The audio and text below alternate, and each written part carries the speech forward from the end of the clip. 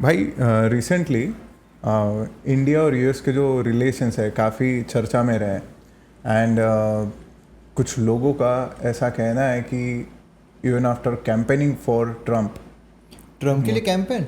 Yes काफ़ी trustable source है, you can't deny. मतलब कौन? ब्रह्म भगवान, सॉरी, ध्रुव राठी। अच्छा, ध्रुव राठी के वीडियो में उसने बोला कि मोदी ने कैंपेनिंग की थी ट्रम्प के लिए। इनके पापा ने ट्रम्प के लिए कैंपेन करी। अब की बार ट्रम्प सरकार कैंपेनिंग की थी और मोदी जी ने कैंपेनिंग की। उसके बाद में फ्रेंडशिप की बात होती थी एंड स्ट्रेटजिक पार्टनरशिप की बात हुई। कई सारे हमने लेमोआ वगैरह जैसे कॉम कैसा जो हमने एग्रीमेंट्स उनके साथ में साइन की। एंड उसके बाद में जो हम अगर फर्स्ट टर्म जो ट्रम्प की रही है तो काफ़ी कॉन्ट्रास्टिंग पोजीशन हमको लेते हुए दिख रहे हैं अभी। और सवाल भी उठ रहे हैं अभी कि जब आप कहते हो कि आप पर्सनल लेवल पे इतना ज़्यादा कनेक्ट करते हो एंड उस पर्सनल लेवल के कनेक्शन का क्या कोई फ़ायदा हुआ या नहीं हुआ। Because recently specifically after operation Sindoor बहुत लोगों का मानना है कि आफ्टर ऑपरेशन सिंदूर जो टेंशन्स थे दोनों लीडर्स के बीच में they're at allegedly all time high. And जो टैरिफ्स इम्पोज किए, जो टैरिफ्स की बात पहले हम सोचते कि ये तो सिर्फ चाइना के लिए होगा। पिछले टर्म में भी टैरिफ्स की बात होती थी बट हमको कैटेगरिकली उसमें से साइडलाइन किया जाता था कि हाँ आपके लिए हम थोड़ा सा कंसेशन कर लेते हैं। तो व्हाट डू यू थिंक, ये जो चेंज सडन है या फिर इस चेंज के roots are somewhere hidden between his Trump's first term, या फिर जब वो एब्सेंट थे वाइट हाउस से बीच में जब जो बाइडेन का टेन्योर था उस समय। So what do you think, is this sudden और देखो, मोदी और ट्रम्प के जो रिलेशंस है, मोदी और ट्रम्प मैं इसलिए बोल रहा हूँ क्योंकि जो एलिगेशंस लगाए जाते हैं मोदी और ट्रम्प के रिलेशंस पे लगाए जाते हैं rather than India US relation. तो पहले मोदी और ट्रम्प के रिलेशन जो है उसके बारे में जानते हैं। लेकिन उससे भी पहले जो आपने कहा कैंपेनिंग का, मैंने भी कई सारे ऐसे वीडियोस देखे, बहुत सारे लोगों के हैं जो सीधे तरीके से बोल रहे हैं कि मोदी जी ने ट्रम्प के लिए कैंपेनिंग की थी, उसके इलेक्शन में कैंपेनिंग की थी। और उसका जो वीडियो है वो भी सर्कुलेट किया जाता है, अब की बार ट्रम्प सरकार। तो ये जैसे कि हमको पता ही है कि क्रेडिबल सोर्स जितना ध्रुव राठी है उतनी क्रेडिबिलिटी उसकी है इस मामले में कि वो हाफ फैक्ट दिखाता है। और यहाँ पे भी उसने वही किया, हाफ फैक्ट्स प्रॉपर तरीके से दिखाया। कैसे? उसने वीडियो आधा ही दिखाया। अब एक्चुअल में अगर आप वो पूरा वीडियो देखोगे तो पूरा वीडियो है कि जब ट्रम्प अपनी कैंपेनिंग कर रहा था, जब कैंडिडेट था यूएस प्रेसिडेंशियल इलेक्शन के लिए, उस समय पे ट्रम्प ने अपनी कैंपेनिंग कैसी की थी, अब की बार ट्रम्प सरकार। क्योंकि मोदी जी ने अपने कैंपेनिंग में वही लिया था कि अब की बार Modi ji was quoting Trump. Modi ji was quoting Trump. The words of candidate Trump, अब की बार ट्रम्प सरकार। कि भाई इसने भी वही बोला था जो मैंने बोला था, अब की बार मोदी सरकार। तो अपने मतलब सोचो, इंडिया का जो इलेक्शन का नारा है एक पॉलिटिकल पार्टी का, वो नारा ट्रम्प अपने इलेक्शन कैंपेन में लगा रहा है, उसके बारे में मोदी जी कोट कर रहे थे, ना कि उसकी कैंपेनिंग कर रहे थे। अब कैंपेनिंग की जहां तक बात आती है मैं बताता हूँ। देखिए, जो ट्रम्प और मोदी के रिलेशन है ना, फर्स्ट टर्म में बहुत अच्छे थे, ये तो हम सबको पता है कि भाई एकदम ऐसा लग रहा था कि ये मेरे को छोड़ ही नहीं सकते। लेकिन कहाँ से पलटे ये पलटे वहीं से कि भाई कैंपेनिंग हम नहीं करेंगे। तो सितंबर 2024 के आसपास की बात है जहां पर कॉर्ड समिट के लिए मोदी जी को इनवाइट किया था। अब वहां पर जो प्रेसिडेंट है वो बाइडेन थे। अब ऑब्वियस है कि वो एक ऑफिशियल मीटिंग थी, लेकिन उस दौरान जो कैंपेनिंग है वो भी थोड़ी बहुत चलना शुरू हो गई थी, जो प्रेसिडेंशियल कैंडिडेट है यूएसए के। तो उस समय पर ऐसा हुआ कि जो ट्रम्प है उन्होंने ये किया कि सीधा अनाउंस कर दिया कि मोदी जी मेरे से भी मिलने वाले हैं। अब ऑब्वियस है कि उसको पता है इतना बड़ा डायस्पोरा है इंडियंस का, इतना अच्छा उसको एक सही ग्रिप मिलेगी उस डायस्पोरा पे जीतने के लिए इलेक्शन। तो उसने सीधा अनाउंस कर दिया कि मोदी जी मिलने वाले हैं। लेकिन वो डायरेक्ट कॉन्फ्लिक्ट होता था क्योंकि वो ऐसा होता था कि ये अनऑफिशियल तरीके से मिल रहे हैं और ये एंडोर्स कर रहे हैं। मतलब जैसे राहुल गांधी व्हाइट हाउस में बिना पूछे चले गए थे उस टाइप का। तो ये ऐसा होता था कि ट्रम्प को एंडोर्स कर रहे हैं मोदी जी। तो ये हो नहीं सकता क्योंकि ये रहा है कि दूसरे के इलेक्शन में इंटरफेयर नहीं करना है। तो इस वजह से ऐसा हुआ कि इतना ट्रम्प ने बोलने के बाद भी, इतना न्यूज़पेपर में सब कुछ छपने के बाद भी कि भाई ट्रम्प ने बोला है कि मोदी जी मिलने वाले हैं, वो बिना ट्रम्प से मिले वापस आ गए वहां से। क्योंकि देखो, ट्रम्प की ना दो चीजें आपको ध्यान में रखनी पड़ेगी। एक तो वो है ठीक है पॉलिटिशियन, लेकिन दूसरा ये भी है कि वो एक कैपिटलिस्ट है। वो एक बिजनेसमैन है, तो बिजनेसमैन है मतलब वो खुद का पर्सनल एजेंडा भी देखेगा, और पर्सनली वहां से उसके ग्रजेस जो है मोदी जी के साथ शुरू हो गए थे। ये मोदी और ट्रम्प के रिलेशन की मैं बात कर रहा हूँ। देन उसके बाद इसका दूसरा हमें देखने को मिलता है कि भाई मोदी जी ने जब उसको विश किया था, उसका रिप्लाई सबका रिप्लाई किया उसने, वो नहीं किया। जब शपथ ग्रहण हुई थी ट्रम्प की, उस समय मोदी जी को इनवाइट नहीं आया था। बाकी बोल्सोनारो हो गए ब्राजील के, बाकी भी जो उसके आसपास के बहुत अच्छे दोस्त थे उसको इनवाइट किया था, लेकिन मोदी जी को इनवाइट नहीं किया था। उस समय पे भी अपोजिशन, क्योंकि अब ये राहुल गांधी जी जो है, कि कमला हैरिस है, ऐसा माना जाता है एलिजिडली कि उनके अच्छे रिलेशन है उनके साथ, वो पॉलिटिकल पार्टी के साथ। तो उनको पता चल गया कि भाई अब कुछ तो गड़बड़ यहाँ पर हो रही है। तो राहुल गांधी जी ने उस समय पर ये भी कहा था, जयशंकर जी की जब मीटिंग हुई थी यूएसए में, तो जयशंकर जी इनवाइट लेने के लिए गए हैं मोदी जी का, कि भाई ट्रम्प ने इनवाइट नहीं किया है तो इसलिए इनविटेशन लेने के लिए गए हैं वहां पर यूएसए में। ये भी काफी ज्यादा चला था, नैरेटिव चला था, जबकि वैसा कुछ था नहीं। तो ये बेसिकली ऐसा हुआ था कि काफी पहले, मतलब जब से मोदी जी ने उसको पॉलिटिकल कैंपेन में उसकी मदद नहीं किया, उसको एंडोर्स नहीं किया, तब से ही उसके मन में ग्रजेस थे।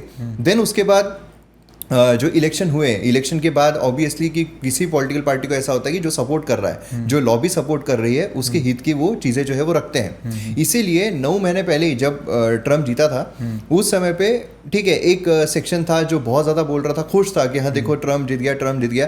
दूसरा सेक्शन था जो कम्प्लीटली ट्रम्प को गाली ही दे रहा था। वो लेफ्ट लॉबी का हमको पता है कम्प्लीटली गाली दे रहे थे उस टाइम पे। तो आज बहुत खुश है, आज उनके लिए वो मसीहा बन चुका है, लेकिन उस टाइम पे तो कम्प्लीटली उसको ये देते थे।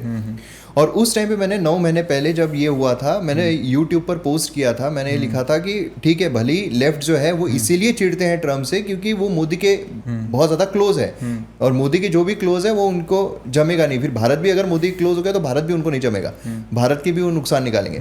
तो उन्होंने इसलिए नफरत करते हैं ट्रम्प से, लेकिन क्या क्या पैरामीटर्स पर हमने, क्योंकि वो देखेगा अमेरिका फर्स्ट, वो देखेगा उसके देश का, और ग्लोबल सिनारियो में जब हम कोई भी सेक्शन देखते हैं तो उसमें हमें किसी की फ्रेंडशिप नहीं देखनी पड़ती है, क्योंकि फ्रेंडशिप आज है कल नहीं है, कोई भी पॉलिटिकल परमानेंट एनिमी नहीं है, कोई भी दोस्त नहीं है।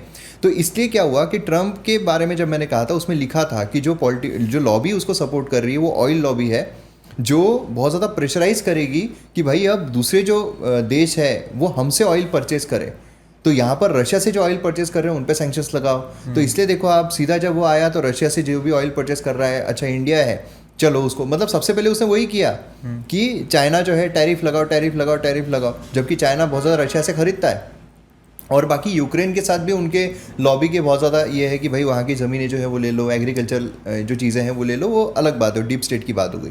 लेकिन ये सारी जो चीज़ें हैं ये वहाँ पर चल रही थी, जो अलग से प्रेशराइज किया गया। और फिर ऑपरेशन सिंदूर होता है जहाँ पर उसको वो भाई उसका ईगो सेटिस्फाई करना है, वो नहीं हुआ, तो इसलिए अब वो और ये हो गया कि ऐसे कैसे हो सकता है। तो ये कुछ जो प्लस 25% है, 25% तो वो लगाना ही था उसको, लेकिन ये जो प्लस 25% और आया है वो उसके वजह से कि मुझे एंडोर्स नहीं किया, मुझे नोबेल पीस प्राइज जो है उसके लिए नहीं बोला। तो ये सारी चीज़ें जो है वो देखने को मिलती है। लेकिन इन शॉर्ट अगर देखा जाए तो ये जो रिलेशनशिप है ये ऐसा नहीं है कि सीधा ऑपरेशन सिंदूर के बाद से ही खटास आई है या ख़राब हुई है, ये और ज़्यादा बढ़ गई, ईगो पे लिया गया उसके द्वारा। और ये जो अपोजिशन बोल रहे थे कि भाई 56 इनका छीना कहाँ गया, देखो इंदिरा गांधी जी की ये थी, आज ट्रम्प ने और 25% लगाने के बाद मोदी जी ट्वीट करते हैं कि भाई पुतिन जो है उसके साथ बहुत अच्छी कॉन्वर्सेशन हुआ मेरा, जो ट्रम्प और उसकी चिड़ी हुई है।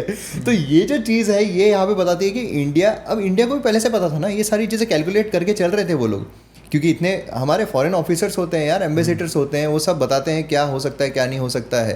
तो ये सब लेके चल रहे थे, तो उन्होंने भी कुछ ना कुछ सोच के FTA ये सब जो हमें देखने को मिल रहे हैं अभी रिसेंट टाइम्स में, तो ये सब लेके ही चल रहे थे। और इसलिए हमारा स्टॉक मार्केट जो है वो भी ऐसा नहीं हुआ कि कम्प्लीटली, क्योंकि 50% मतलब यार ऐसा था कि क्रैश होना चाहिए था, सीधा 2-2, 3-3 हज़ार, सीधे 20,000 पर हम दोबारा आने चाहिए थे। तो एंड इनफैक्ट इन कॉन्ट्रास्ट में यूएस का जो मार्केट था वही क्रैश कर गया था उस समय। ऑब्वियसली क्रैश करेगा ना, क्योंकि नुकसान उनको बहुत ज़्यादा होने वाला है। तो ये एक फैक्टर जो है, जो रिलेशनशिप है, पर्टिकुलरली मोदी और ट्रम्प की जो रिलेशनशिप है, ये इस तरीके से है, बहुत टाइम से ये डिग्रेड होती हुई हमें देखने को मिल रही है, एकदम से नहीं हुआ। तो ये सडन नहीं हुआ है। अगर हम डेटा की बात करें, इकोनॉमिक्स की बात करें, तो all of them are in India's favour. और फैक्ट्स की अगर हम बात करें कि ओके ये जो इसके बाद से क्या इंडिया की ग्रोथ को थोड़ा सा भी असर उस पर पड़ा है, तो हमें ज़्यादा कुछ असर पड़ते हुए दिखते हैं। जैसे share market is a representation of an economy, तो वो भी अच्छे से परफॉर्म कर रहा है हमारे देश में। जो FTA के इंटरेस्ट है वो काफ़ी बढ़ रहे हैं। But definitely operation Sindoor was a turning point in all of these events, because in लोगों को क्या था कि जैसे वर्ल्ड वॉर 2 के बाद में, वर्ल्ड वॉर 2 के पहले ब्रिटेन वॉज सुपर पावर, उसके बाद में रशिया एंड USA थोड़ा सा ग्रो करने लगे, जर्मनी भी उसमें एक आ गया था। बट वर्ल्ड वॉर 2 के बाद में US as a supplier of defence equipments बने, और बिकॉज US की defence superiority after the Nagasaki and Hiroshima bombings were approved, और लोगों ने एक्सेप्ट कर लिया था कि you are the big brother now. और हम नाटो वगैरह जो फिर जैसे ऑर्गेनाइजेशंस हम देखते हैं कि जिसमें US का एक बोलबाला देखने को मिलता था। नाउ हमें एक चीज़ यहाँ पे क्लियरली समझनी पड़ेगी कि US का जो डोमिनेंस है, it has predominantly led by it's defence superiority. And हमेशा दुनिया में ऐसा हुआ है कि जितने भी हमारे बैटल्स हुए, ऑपरेशंस हुए, वॉर्स हुए, कहीं ना कहीं हमें हाथ फैला के जो है मदद मांगने की ज़रूरत पड़ी है। But this was the first time in our military history कि हमें ना किसी की इंटेलिजेंस सपोर्ट लेना पड़ा, ना किसी का टेक्निकल सपोर्ट लेना पड़ा, ना ही इक्विपमेंट्स हमें किसी से मांगने पड़े। जैसे 1971 के बारे में राहुल गांधी जी काफ़ी बात करते कि उस तरीके का करेज आप में नहीं है। तो रशियन शिप्स आई थी, निक्सन ने उनके लिए क्या क्या शब्द कहे थे, उतना तो अपमानजनक हो नहीं सकता जितना उनके लिए कहा गया था। एंड वी डिस्पाइज दैट कि हमारी PM थी, उनके बारे में ऐसा नहीं कह सकते, लेकिन आप अननेसेसरी क्यों ड्रैग कर रहे हो उनको, जबकि उसके बाद में इकोनॉमी का भी जो हम देखते हैं कि इकोनॉमी का भी कोलैप्स हुआ था। 1969 में पहली बार जो मोनेटाइज डेफिसिट वगैरह जो वहाँ से स्टार्ट हुआ, जो फिजिकल डेफिसिट को आप मोनेटाइज करके पैसे छाप के आप फिजिकल डेफिसिट को जो है कम करने की कोशिश कर रहे हो, ये जाके 1991 में कल्मिनेट हुआ है।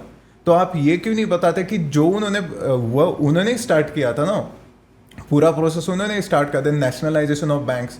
और 2007-8 के जो बैंकिंग क्राइसिस हुए थे, या फिर नरसिम्हन रिपोर्ट, हमारी जो नरसिम्हन कमेटी जो आई थी, उन्होंने भी कहा था कि ये बैंकिंग प्राइवेटाइज आपको करना चाहिए, इनको थोड़ा सा ऑपरेशनल फ्रीडम इनको दो। 1975 में जो RRBs, जो रीजनल रूरल बैंक्स के बारे में भी उन्होंने कहा था कि इसको बंद कर दो। मेटिकुलसली स्टडी करने के बाद उनको समझा था कि ये जो नेशनलाइजेशन वाला पूरा चक्कर ही फ्लॉड है। तो कहीं ना कहीं 1991-1992 का जो क्राइसिस था, that was deeply rooted in 1969, and 1969 was under madam Indira Gandhi's policies. So ये जो दिस टाइम ऑपरेशन सिंदूर के बाद में हमारी इकोनॉमी में भी कोई डाउनफॉल नहीं। बहुत सारे लोग ऐसे थे स्पेकुलेट करके अब तो वॉर शुरू हो गई, अब तो शॉर्ट पोजीशंस लेके चलो, और अब तो शेयर मार्केट गिरने वाला है, अब बहुत कमाई होने वाली है। या फिर कुछ लोग बोल रहे कि होल्ड करो, 5-6 दिन बाद मार्केट बहुत गिरेगा, तब हम पोजीशंस लेंगे, फिर आगे जाके बढ़ेगा। तो बट वैसा कुछ हुआ नहीं, market has largely been stable. और अभी रिसेंटली IMF की रिपोर्ट भी आई है, या फिर GTR है, और वेरियस जो वर्ल्ड इकोनॉमिक इंस्टीट्यूशंस है वो बोल रहे हैं कि 6.3 to 6.5 समवेयर हमारी ग्रोथ दिखती है। हमारे RBI के गवर्नर साहब ने भी कहा कि आप हमारी इकोनॉमी की मतलब 18% we are contributing in the world's growth, 18% हम कॉन्ट्रीब्यूट कर रहे हैं। US 2% कुछ कॉन्ट्रीब्यूट कर रहा है, 2 से 3%। So definitely we are bigger player now. जैसे इस सारी चीज़, जब ट्रम्प बोलता है डेड इकोनॉमी, तो बहुत सारे हमारे यहाँ पे भी कुछ ऐसे लोग हैं जो हाँ मान लेते हैं कि हाँ सही में डेड इकोनॉमी तो है ही। हाँ, बस 3 ही लोग को मतलब सिर्फ मोदी जी और निर्मला सीतारमन को ही नहीं दिख रहे, ऐसा वो क्लेम भी करते हैं। इनफैक्ट IMF वगैरह ये क्या है फिर, ये भी निर्मला सीतारमन और मोदी है क्या? तो वो तो इनफैक्ट वो तो उनका हमेशा वेस्टर्न अलाइंड ही उनका एजेंडा रहता है। नहीं, और वेस्टर्न जो आइडियोलॉजी है ना, वो किस तरीके से ईगो सेंट्रिक है, ये इससे भी पता चलता है। जैसे एक थियोरी ये भी निकलती है कि जैसे हमारा 15 अगस्त अभी आने वाला है, 15 अगस्त, और ये कहा जाता है कि 15 अगस्त क्यों डिसाइड की गई थी। पहले तो 1948 में हमको आज़ादी मिलनी थी, मतलब इंडिपेंडेंस देने वाले थे, लेकिन फिर उसके बाद बहुत ज़्यादा कम्युनल क्लैशेस हुए, ये सब हुआ, तो उन्होंने 15 अगस्त ही क्यों डिसाइड की थी। उस दिन जो जापान है उसे सरेंडर किया था वर्ल्ड वॉर 2 में, मतलब इनकी जीत हुई थी इन लोगों की। तो ये एक सुपेरियरिटी दिखाने के लिए कि हम जा रहे हैं, ठीक है, लेकिन ये देखो ये वो दिन है जहां पर हमारे शत्रु ने शरणागति ली थी। तो ये भी एक ईगो, अपना ईगो सेटिस्फाई करने के लिए जो चीजें होती है, तो ये इस तरीके से खेलते हैं ये लोग, वेस्टर्न लोग जो है। या और ये जाके वहाँ मदद मांगते कि आप वेस्टर्न लोग हमारे इसमें कुछ मदद क्यों नहीं इंटरफेयर करते? करो, मदद इंटरफेयर क्यों नहीं? In fact I want two point out, क्योंकि ये खुद ही चाहते कि यूरोप में आप इंटरफेयर करो, मदद करो, लेकिन वही यूरोप, अभी कुछ वीडियोस आ रहे थे कि देखो जापान छोटा सा देश है लेकिन कितनी क्लीनलीनेस है, और उसको बड़ा लेफ्टिस्ट लोग उसको सर्कुलेट करना भी चाहिए। इंडिया में क्लीनलीनेस की जो है वो तो थोड़ा बहुत हम स्ट्रगल करते हैं उस चीज़ के साथ में, बट साथ में हम उन्होंने ये भी सोचना चाहिए कि हमारी जो सोसाइटी का कंपोजिशन है, हमारी जो इतनी बड़ी पॉपुलेशन है, क्या जो जापान में प्रॉब्लम से उस हिसाब से तो नहीं, और वैसे सॉल्यूशंस हमारे यहाँ पे लगेंगे नहीं, लेकिन जापान के बारे में या फिर यूरोप के बारे में इनको ऐसा लगता है कि हाँ ये तो बहुत डेवलप्ड है।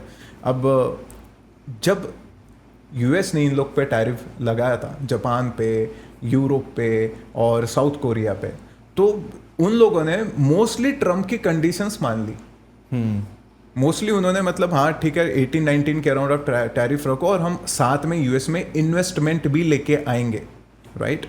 तो ये जब इन्वेस्टमेंट उनको ट्रम्प के साइड से टिल्ट होता हुआ जो अग्रीमेंट उनको मिला, ये अग्रीमेंट मिलने के बाद में ट्रम्प वॉज वेरी मच इंथ्यूज्ड कि हाँ भाई अभी तो हो ही सकता है, अब हम इंडिया पे भी, बिकॉज ये भी अलाइज ही थे ना, जापान वगैरह भी यूएस के कब से अलाइज, हिस्टोरिकल अलाइज रहे। In fact Japan for majority of its defence, even south Korea US पे ही डिपेंड करता है। तो बहुत सारे लोग बोलते हैं कि स्ट्रैटेजिक अलाय होने का क्या फ़ायदा, that is part of Trump strategy. ऐसा नहीं कि सिर्फ हमारे साथ ही ये चीज़ हो रही है। नाउ ही थॉट कि इंडिया भी इसी तरीके से हमारी सारी conditions, terms and condition accept करेगा, या फिर चाइना के जैसा रिटेलिएट करेगा and will then take it top notch further, क्योंकि चाइना के साथ में इसलिए सक्सेस नहीं हो पाया बिकॉज रेयर अर्थ्स थे उनके पास में, और rare earth metals minerals US को चाहिए थे वो, और वैसा इन्होंने एक्सपेक्ट किया था कि इंडिया के पास में तो ऐसा कुछ है नहीं जिसमें हमारा आर्म ट्विस्ट कर सके, तो दे थॉट कि they would yield in like 2-3 days। लेकिन हमने ट्रम्प को कुछ हमने ज़्यादा रिएक्ट ही नहीं किया, हमने उस चीज़ को रिएक्ट ही नहीं किया, चुपचाप हमारी गवर्नमेंट ने दूसरे कुछ मार्केट्स हमारे ढूंढना स्टार्ट किया। अगर हम यूएस की बात करें तो यूएस में 40% जो फार्मास्यूटिकल इंपोर्ट्स होते हैं वो इंडिया से आते हैं, एंड हमारा $30 बिलियन का अराउंड एक्सपोर्ट उनको होता है फार्मास्यूटिकल्स का।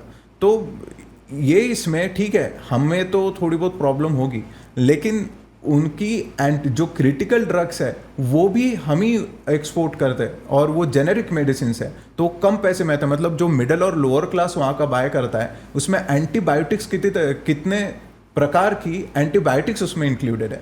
तो जब ये एंटीबायोटिक्स भी उन्हें नहीं मिलेगी तो वहाँ का मतलब ये जो है कि टैरिफ तो लगाएंगे खुद की देश के लोग जनता पे लगाएंगे, ऐसा हो गया ये। वहीं पे महंगाई जो है वो बढ़ रही है।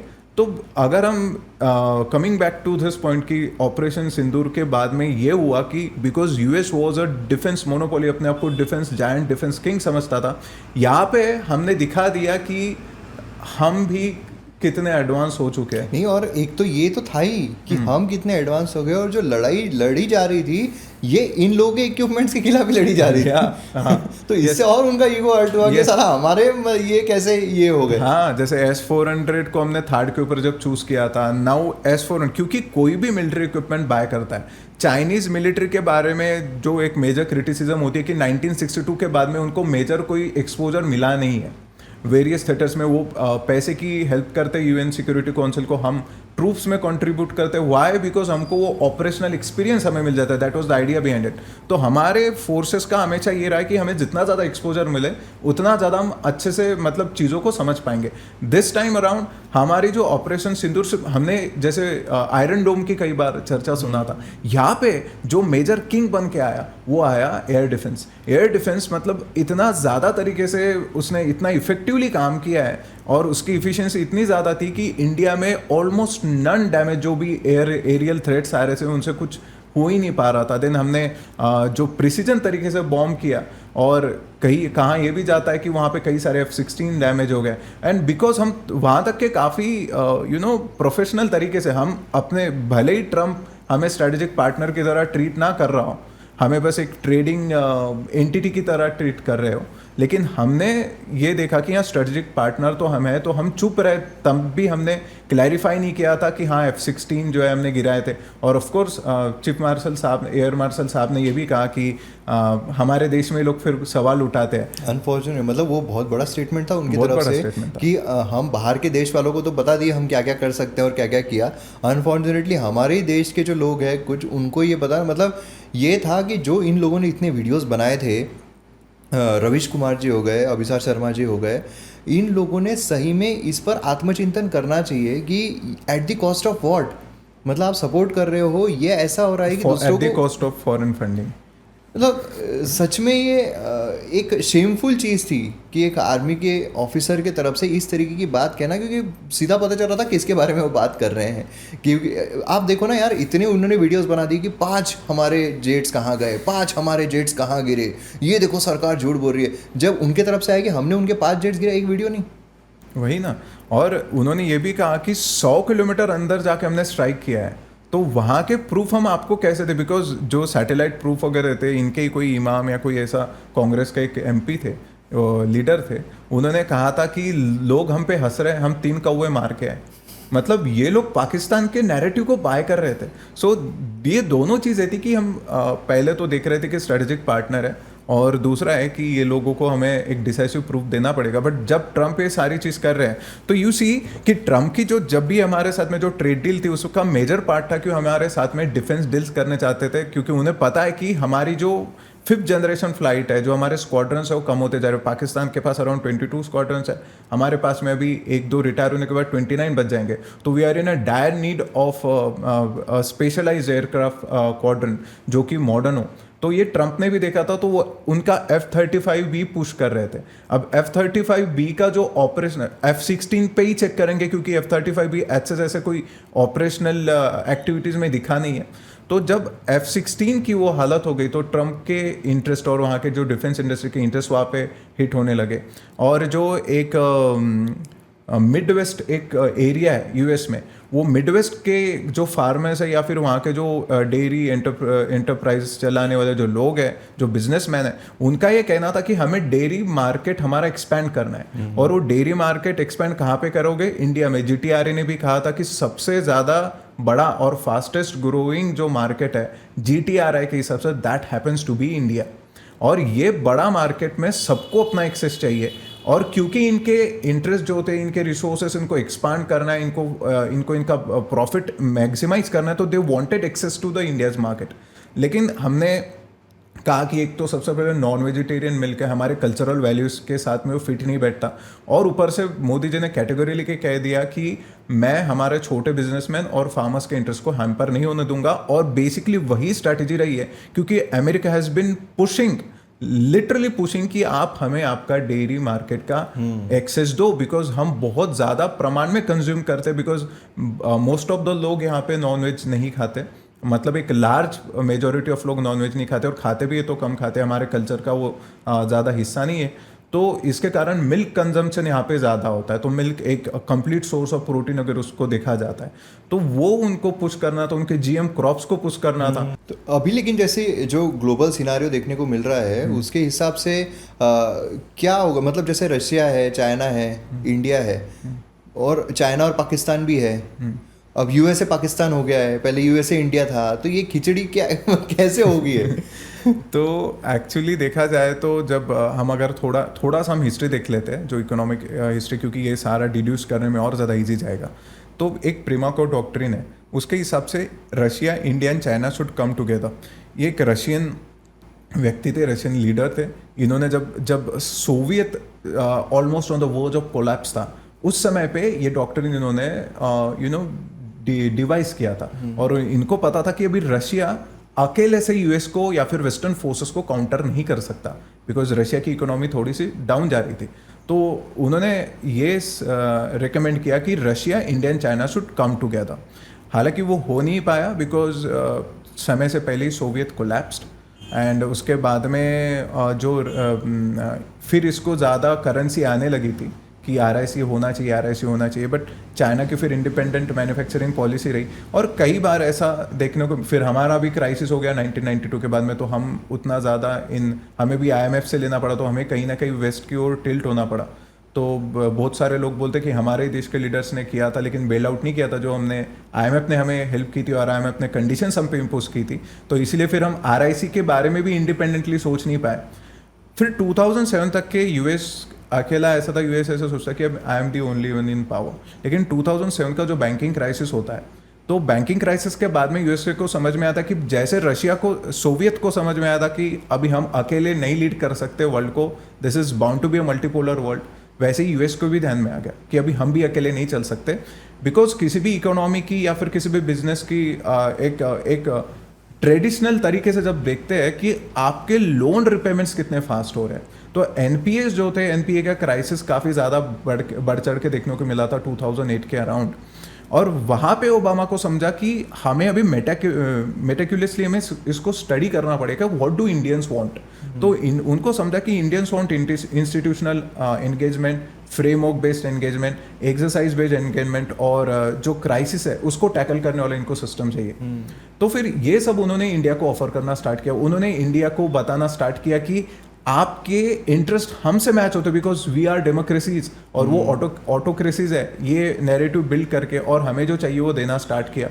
एंड हम थोड़ा फिर US के साइड चले गए। बट जो 2007 में जो इकोनॉमिक स्पीयर में जो वैक्यूम US के जाने से या फिर कमज़ोर होने से क्रिएट हुआ था, उस पर कैपिटलाइज कर लिया चाइना ने, मैंने अपनी मैन्युफैक्चरिंग बढ़ा के। तो उसके कारण 2014 तक के चाइना वॉज एक अच्छी पेस पे ग्रो हो गया और उसके पास में बहुत सारा इन्वेस्टमेंट फंड्स आ गए। बाद में जी जिनपिंग जो आते उन्होंने काफ़ी अग्रेसिवली अपनी पॉलिसी चलाई, CPEC, RIC वगैरह ये सब किया।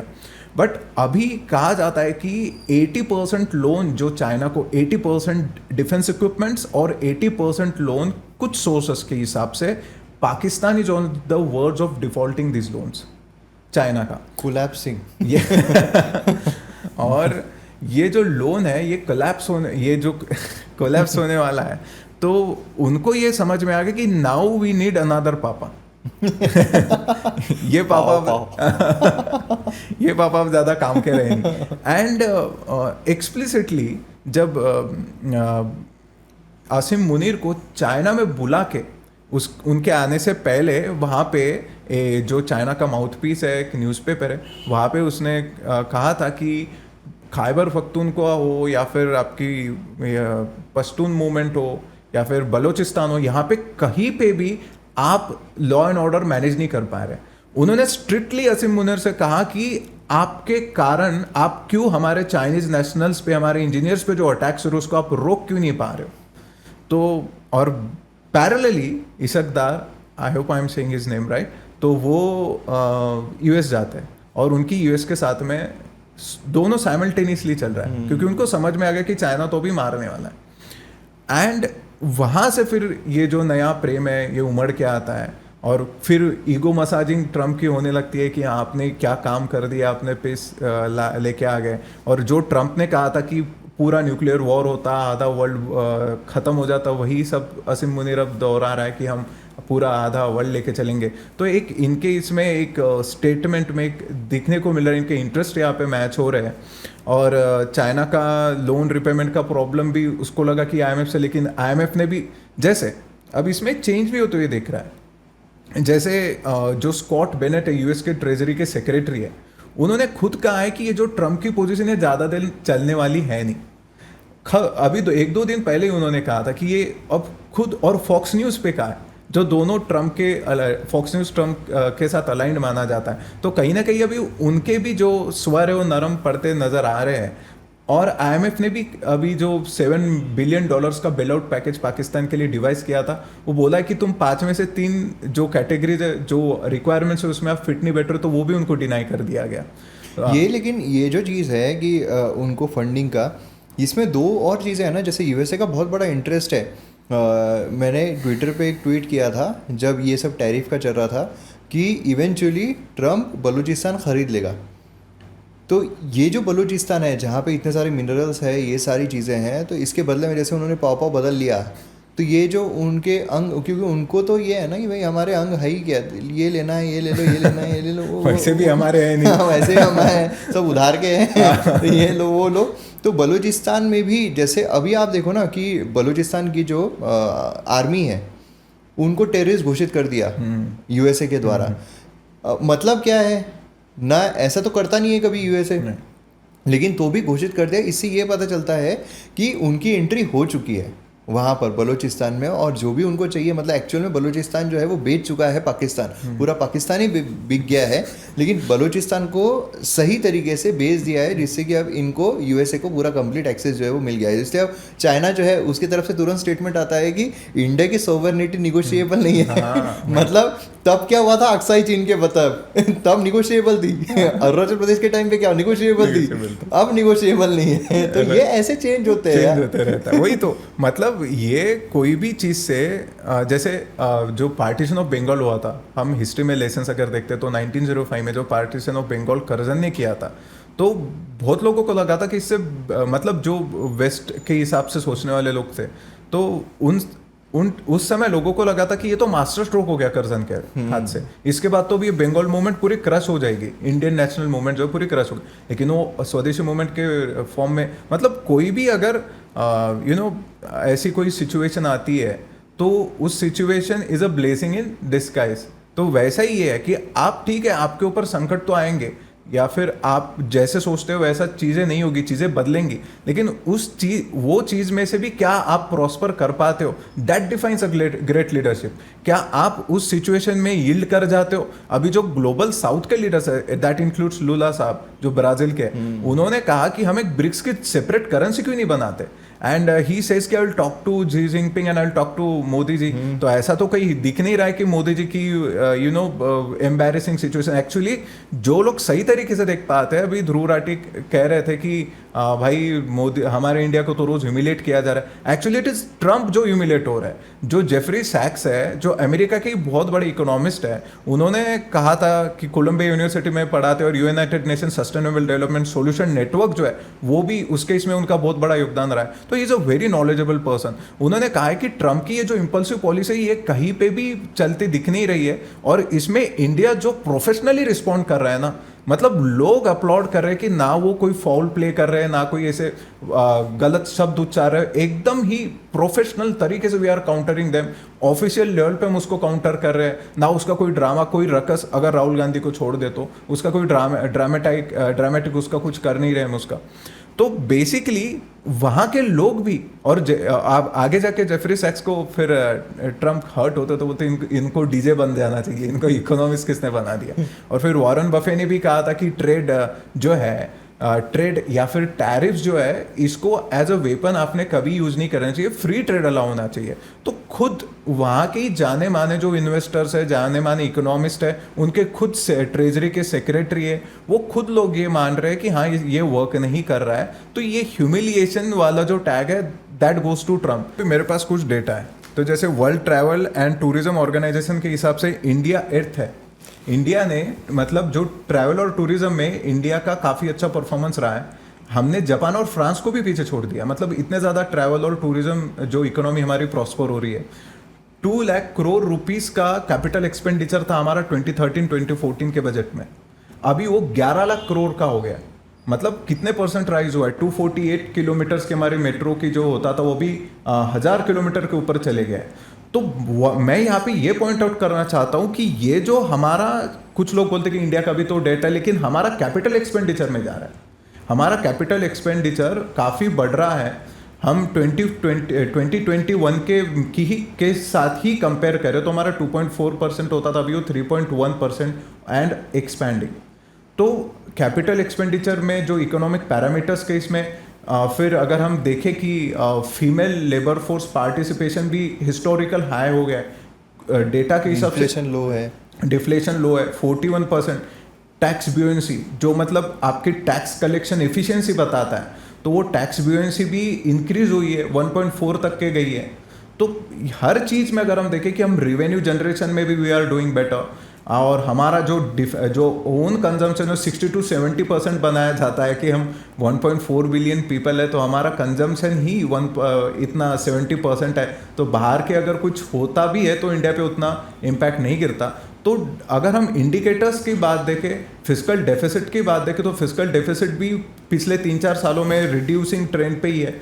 तो हमारे पैरामीटर्स आर रियली अच्छे से चल रहे हैं। तो इसके बाद में अगर कोई बोले कि डेड इकोनॉमी है, तो जस्ट बिकॉज ट्रंप ने कह दिया तो इंडिया में भी यहाँ पे कुछ लोग ईको करने लग जाते हैं। हाँ, आप कुछ फ्लॉज डेफिनेटली गिना सकते हैं economy, but that doesn't mean कि इकोनॉमी डेड है। कि अगर उसमें इतना सारी अगर इम्प्रूवमेंट हो रही है तो you can not call it dead economy, क्योंकि फिर जो इकोनॉमिस्ट वगैरह जो टायरलेसली काम कर रहे हैं, गवर्नमेंट में कितने सारे सिविल सर्वेंट्स, ब्यूरोक्रेट्स काम कर रहे हैं, उनका एक ही गोल है कि इंडिया की इकोनॉमी को, जो मोदी जी ने बताया कि हमको 3rd प्लेस पे लेके जाना है, 2045 तक के हमको डेवलप्ड इकोनॉमी बनना है। तो उनको भी कहीं ना कहीं डिस्करेजमेंट मिलती है कि ठीक है यार, अभी मोदी जी है, फिर अगर चेंज हो गया तो फिर तो ये सब हो जाएगा। तो फिर उनका भी लगता है कि करना चाहिए, नहीं करना चाहिए। तो ऐसी बात है लीडर ऑफ अपोजिशन द्वारा नहीं कहनी चाहिए। एग्जैक्टली और ना देखो क्या है, ट्रम्प को लेकर ना बहुत सारे जो, जैसे ध्रुव राठी है, उसने जो वीडियो बनाया था, उसने ये तो एक झूठ फैलाई है, हाफ इन्फॉर्मेशन की मोदी ने एंडोर्स किया था, वहाँ पे कैंपेनिंग की थी। दूसरा ये भी कि कुछ लोगों के वीडियोस दिखाते हुए कि ट्रम्प की पूजा जो है वो की गई। ये ट्रम्प की पूजा की गई ये दिखा के वो जनरलाइज कर रहा है कि सभी जो है वो ट्रम्प की पूजा अर्चना ये सारी चीज़ें कर रहे थे। और बराबर क्या दिखा रहा है, वो किस तरीके का दिखा रहा है, किस इसको टारगेट कर रहा है, ये भी उसे समझ में आता है। अब देखो ट्रम्प का क्यों कर रहे हैं। अगर ट्रम्प चाह भी रहे थे कि सेकंड टर्म में ट्रम्प आए, क्यों चाह रहे थे? क्योंकि इंडिया के साथ उसके रिलेशन अच्छे थे। जो कमला हैरिस है, उसने इंडिया के खिलाफ कुछ अपने स्टेटमेंट्स दी थी, तो ये ऑब्वियसली लोगों को लग रहा था कि ये शायद इंडिया के साथ नहीं रहेगी। हाँ, ट्रम्प ने बहुत बार कहा है कि हाँ यार ये ऐसा है वैसा है, बहुत अच्छा है। अब वो पकड़ के बैठे हैं कि वो हिंदू जो है उसका सपोर्ट कर रहा है, या वो मुसलमान के खिलाफ है। डोनाल्ड ट्रम्प ने स्टेटमेंट दिया है इसलिए उसका सपोर्ट। वो एक अपने देश की एक डेमोग्राफिक चीज़ बता रहा था, एक रियलिटी बता रहा था, जो हमें फ्रांस में भी देखने को मिल रहा है, जो हमें जर्मनी में भी देखने को मिल रहा है। तो वो चीज़ बता रहा था। लेकिन ज़्यादातर लोग ये चाह रहे थे कि हाँ ये जो है ये पर्टिकुलरली इसके बारे में बोल रहे हैं कि हमारे देश के साथ रिलेशन अच्छे हैं तो और अच्छा बेटर भारत कर सकता है। लेकिन आज वही लोग जब रिलेशन ख़राब हो रहे हैं, जब उसने बोला कि ऐसे ऐसे टैरिफ लगा रहा है, तो वही लोग वहाँ क्या हिंदू देख रहे हैं फिर? नहीं नहीं यार, वो टैरिफ लगा रहा है तो लगाने दो, वो तो हिंदू के साथ है ना, तो हम तो उसका ही साथ देंगे, ऐसा नहीं कर रहे हैं। तो इवेंचुअली जो वो बता रहा था, वो नरेटिव फैला रहा था कि हिंदू के साथ है इसलिए ट्रम्प की पूजा अर्चना कर रहे हैं, जीतने के लिए कर रहे हैं, वो गलत था। वो भारत के साथ था, इसलिए नेशनलिस्ट की यही तो चीज़ है ना कि जो भारत के साथ रहेगा उसका साथ हम देंगे, जो भारत के खिलाफ जाएगा वो फिर कोई भी क्यों ना हो। ये इनका ये है कि मोदी के खिलाफ कौन है, फिर तो वो देश के खिलाफ कितना भी कर दे, लेकिन वो मोदी हमारा दोस्त है। ये चीज़ जो लेके ये लोग बैठते हैं, इससे इनका खुद को एक्सपोज कर रहे हैं। मतलब जब कोई कुछ अच्छी चीज़ होती है तो क्रेडिट देने नहीं आएंगे कि it is this credit should be given to Modi ji. जब रजत शर्मा जैसे पत्रकार उनको ग्लोरीफाई करते कि आप पर्सनल रिलेशंस बड़े अच्छे मेंटेन करते हैं, तो तब ये लोग कुछ नहीं कहते थे। तब ये नेपाल की बात करते थे कि हाँ नेपाल के साथ क्या हो रहा है। एंड ऑपरेशन सिंदूर के टाइम में भी कोई यूएस ने ज़्यादा हमारे ऊपर प्रेशर नहीं डाला, तो 2 दिन के लिए तो तुमको जो करना है वो कहो। वो स्टार्टिंग में तो सीधा उन्होंने कहा था कि ये इन लोगों का मामला है, हमको बीच में पड़ना ही नहीं है। वो तो एलिजिडली जो न्यूक्लियर साइट्स की कुछ चीज़ें, और देखो कुछ ना कुछ तो 100% हुआ है, क्योंकि ऐसा नहीं हो सकता है कि सडनली वहाँ पर सब कुछ माहौल ही शांत हो जाए, एकदम शांत हो जाए। वो ऐसा होता है ना कि कोई मार रहा है और ऐसा मारा कि सामने वाला बेहोश हो गया, तो मारने वाला भी रुक जाता है कि अरे मतलब ये तो नहीं हो गया कुछ। तो वो जो माहौल शांत हुआ था उस तरीके कुछ हुआ था, कुछ तो गड़बड़ हुई थी वहां पे, जो इंडिया ने खतरनाक कोई चीज जो है फोड़ दी थी। तो वो डेफिनेटली हुआ था। जो बाहर ऑब्वियस है कि इंडिया भी इतना मेच्योर्ड है, इतना ये है कि वो ऐसे कुछ स्टेटमेंट नहीं दे देंगे कि हाँ कुछ मतलब सीक्रेटिव चीजें जो है वो बाहर निकल कर आ जाए। जितना बताना है उतना ही बताएंगे। बाकी भी देश की जो ये बात करते हैं, किसी भी देश ने डायरेक्टली ऐसा नहीं किया कि ऑपरेशन सिंदूर आप बंद करो, या तो आप इसके पीछे ये वॉर थोड़ी थी जो आपको समर्थन चाहिए कि हम ये भेजेंगे। वो तो लोग देख के अद्भुत थे कि अरे बाप रे, मतलब हमारी जरूरत ही नहीं है इनको, ये सीधे इनकी मिसाइल है, ये तो यूएसए की है, फोड़ रहे हैं, चाइना की गई ये भी फूट रही है, ये प्लेन का ये फूट रहे हैं, 5-5 प्लेन अगर गिरा दिए, इसकी कितनी बेइज्जती होगी वहां पे। राइट, और यही जेलेसी का एक फैक्टर कॉज हुआ। और जो लोग अभी काफ़ी मतलब कंक्लूड कर रहे हैं कि अभी ये जो इंडिया और यूएस के रिलेशंस एकदम स्टैंड स्टिल पे आ गए और ये एकदम अल्टीमेट ट्रूथ है, अभी जैसे मैंने कई 1-2 डेटा भी गिनाया, तो अगर भी ऐसा सोचे तो अंधभक्त ये लोग हैं। हाँ, तो ये एक फ्लक्स में सिचुएशन है, ये ट्रांजिशनल सिचुएशन है और ये टेम्पररी फेज है, बिकॉज ये यूएस के लिए भी अच्छा नहीं है, वहाँ पे भी इन्फ्लेशन वैसे भी हाई है और वहाँ के जो रिटेलर्स है वगैरह वो पहले ही बोल रहे हैं कि अभी हमें काफ़ी ज़्यादा लोगों का रोज़ देखने को मिल रहा है कि इतने प्राइजेस कैसे बढ़ गए, फूड के प्राइजेस बढ़े, फूड के इसमें इन्फ्लेशन हुआ है, ड्रग्स के इसमें इन्फ्लेशन हुआ है, तो जो डेली रिक्वायरमेंट वाली मेडिसिन और जो चीज़ें होती है उसमें डेली नीड्स में इन्फ्लेशन देखने को मिल रहा है। So this situation is definitely going to change. अभी जो यूनाइटेड नेशन जनरल असेंबली का जो होगा, कई लोग ये प्रेडिक्ट भी कर रहे थे मोदी और ट्रंप वहाँ पे मिल सकते हैं एंड मिलके may be they will sort out. और अभी देखो निगोशिएशंस होंगे, फिर जो 50% हुआ है उसका निगोशिएट होकर 30 पर आ सकता है, उसका निगोशिएट होकर 19 पर आ सकता है। तो ये जो निगोशिएशंस है ये तो चलने ही वाले हैं, लेकिन इसमें और एक नैरेटिव जो है ये बिल्डअप अगर किया गया कि देखो देखो अब ट्रम्प और झुक गया, तो मोदी ने मतलब मोदी जी फिर झुक गए ट्रम्प के सामने। तो ये जो चीज़ है कि भाई उन्होंने दिखा दिया है कि हमको इतने हम डेस्परेट नहीं है उनके साथ निगोशिएशन जो है ये करने के लिए। जो बैक चैनल निगोशिएशन होंगे वो तो हर देश करता ही है और वो करना ही चाहिए। तो ये and that is what professionals do. हम ये जो इस चीज़ को जो ट्रम्प भी हमारे ऊपर जो मतलब इम्पोज कर रहे थे, हमने सीज फायर किया कैटेगोरिकली, हमारे फॉर एक्सटर्नल मिनिस्टर हो या फिर हमारे फॉरेन मिनिस्ट्री हो, हमारे ब्यूरोक्रेट्स हो, उन्होंने कैटेगरिकली ऑफिशियली उसको डिसोन किया कि हाँ ऐसा कुछ नहीं है। देन फिर भी ये बोलते कि मोदी जी आप क्यों नहीं बोलते, तो जबरदस्ती झगड़ा करेंगे क्या? अबे तू ट्रम्प ऐसे कैसे बोल रहा है, व्हाट डू यू थिंक, ये क्या कोई रास्ते में झगड़ा चल रहा है? ये मैं आपको बता रहा हूँ कि जैसे अगर समझ लो कि शाहरुख खान और सलमान खान का झगड़ा अगर होता है, अब वो आपकी अदालत में अगर कोई जाता है, सलमान खान जाते हैं या शाहरुख खान जाते हैं, उनको अगर बोला जाता है कि सलमान खान ने तो आप मतलब शाहरुख खान अगर गए, सलमान खान आपके बारे में बोल रहे थे कि वो उसको एक्टिंग करना नहीं आता, वो तो सिर्फ है करता है, तो अगर शाहरुख खान वहाँ पर बोलते उसको क्या आता है, वो तो बस ऐसा ऐसा चलता है, उसको आती है क्या, तो आप बोलो कितने मुंहफट है ये। लेकिन वही अगर शाहरुख खान ने बोला कि देखो मतलब मुझे नहीं लगता है सलमान खान ने ऐसा कहा होगा, लेकिन मतलब ठीक है, अब लोग जो है जनता जो है वो डिसाइड करेगी, ये एक मैच्योर स्टेटमेंट होता है। तो ये जो बार बार पार्लियामेंट में बोल रहे थे कि ट्रम्प बोलो, कि ट्रम्प ने नहीं किया, बोलो ट्रम्प ने, मोदी जी ने सीधा बोला किसी का भी इंटरफेरेंस नहीं था ऑपरेशन सिंदूर में, ये पूरा मैसेज चला जा रहा था। ये जबरदस्ती पार्लियामेंट में खड़े होकर प्रधानमंत्री जो है वो ये क्यों बोले, और ये पूरी दुनिया पर, एक देश का नहीं है ना, पूरी दुनिया पर क्या ये जाएगा कि ये तो मतलब सरेआम सीक्रेटिव चीजें जो है वो बाहर निकालते हैं। राइट, और ये चीज़ भूल रहे हैं कि ही वॉज रिप्रेजेंटिंग पूरा देश वहाँ पे, एक पूरी गवर्नमेंट को, पूरी पार्लियामेंट को इज रिप्रेजेंटिंग, तो अपने पर्सनल कैपेसिटी में वो रिस्पॉन्ड नहीं कर रहे। पर्सनल कैपेसिटी में ही वो मिले भी नहीं थे, जो आपने बताया था कि सितंबर में वो मिले नहीं थे ट्रम्प से, तो he doesn't act in his personal capacity. हमेशा सोचते कि I am representing my nation. अगर वो कोई प्राइवेट हॉलीडे पे होते तो मे बी सोचते कि हाँ ट्रम्प से मिल लेते। तो ये जो चीज़ है actually this should be uploaded, और ये अपलॉड किया जा रहा है वर्ल्ड ओवर। बड़े बड़े इकोनॉमिस्ट अपलॉड कर रहे हैं कि कितना मैच्योर, कैलकुलेटेड और प्रिसाइज रिस्पॉन्स हमारी मिनिस्ट्री, हमारे ब्यूरोक्रेट्स कर रहे हैं। हमारी इंडियन फॉरेन सर्विस का कई जो फॉरेन न्यूज़पेपर्स वो भी बोल रहे हैं कि कितना मतलब डिसिप्लिन तरीके से, स्ट्रक्चर तरीके से लोग काम करते हैं। So this should be actually glorified, but what he is saying कि तू भाई गाली दे दे उनको, तू उसको बोल के तू कैसे बोल रहा है ये सब। So this is not expected. And अभी ऐसा नहीं है कि वो सिर्फ एक अपोजिशन, मतलब इसके ये है कि एक अपोजिशन जो पार्टी है सिर्फ उसके लीडर के रूप में है, ऐसा नहीं है। अभी वो लीडर ऑफ अपोजिशन है, जो एक अच्छी खासी पोजीशन है हमारे देश में, भले कॉन्स्टिट्यूशनली एक्लेम ना हो, लेकिन फिर भी लीडर ऑफ अपोजिशन जो है ये एक ऐसी पोजीशन है जो बहुत एक रिस्पॉन्सिबल पोजीशन है। तो उसमें एक ये होता है ना कि यार कि डायरेक्ट तुम प्राइम मिनिस्टर जो है उसके साथ तुम चर्चा ही, क्योंकि हर जगह बहुत सारे जगहों पर लीडर ऑफ अपोजिशन, जैसे इलेक्शन कमीशन ऑफ इंडिया है, उनकी जो अपॉइंटमेंट होती है चीफ इलेक्शन कमिश्नर की, तो उसमें भी अपोजिशन पहले, अब बहुत सारे जो है ये क्या बोलते हैं कि इलेक्शन जो चीफ इलेक्शन कमिश्नर है मोदी जी ने, मतलब जो बीजेपी है उन्होंने डाइल्यूट कर दिया जो उनकी पोजीशन है अपॉइंटमेंट की, डाइल्यूट कर दी। पहले चीफ जस्टिस ऑफ इंडिया भी थे, chief justice of India, leader of opposition और प्राइम मिनिस्टर, ये लोग थे। अब उन्होंने क्या कर दिया, अब उसको डाइल्यूट कर दिया। अब चीफ जस्टिस ऑफ इंडिया को उन्होंने निकाल दिया और यूनियन मिनिस्टर जो है, होम मिनिस्टर, उनको लेकर आ गए। तो वो तो पगड़ा वही रहेगा कि उन दोनों का भारी रहेगा, ये बराबर है। लेकिन पहले क्या था, पहले तो सिर्फ प्राइम मिनिस्टर ही करते थे, पहले तो लीडर ऑफ अपोजिशन भी नहीं थे। तो ये जो चीज़ें होती है ना, ये चीज़ लोगों को नहीं पता होता है। तो ये एक नैरेटिव जो एक सेटअप किया जाता है, बिल्कुल होना चाहिए, इसके बारे में डिनायल नहीं है कि चीफ जस्टिस ऑफ इंडिया जो है वो भी शामिल रहना चाहिए।